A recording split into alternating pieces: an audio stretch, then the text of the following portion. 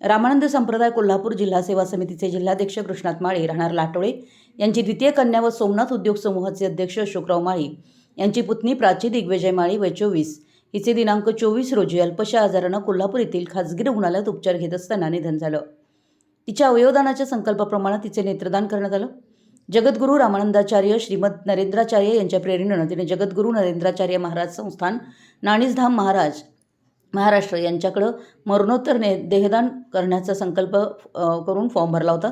याच अनुषंगाने मृत्यूनंतर माझंही मरणोत्तर देहदान व्हावं ही अपेक्षा तिने व्यक्त केली होती।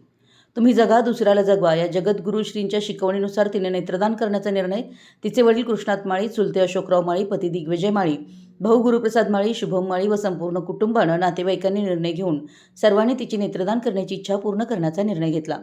तिचं नेत्रदान ॲस्टर आधार हॉस्पिटल कोल्हापूर इथं डॉक्टरांनी करून घेतलं। आपल्या या नेत्रदानाने दुसऱ्या एका व्यक्तीला दृष्टी देऊन गेली। जगद्गुरू रामानंदाचार्य श्रीमद नरेंद्राचार्य यांच्या प्रेरणेतून तिचे 159वे अवयदान झालंय। यावेळी रामानंद संप्रदाय कोल्हापूर जिल्हा सेवा समितीचे सर्व पदाधिकारी, गुरुबंधू, गुरुभगिनी मोठ्या संख्येने उपस्थित होते।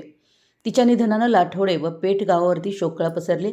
सर्व क्षेत्रांमध्ये हळहळ व्यक्त होते। पेठवडगाव प्रतिनिधी, मराठी यस न्यूज।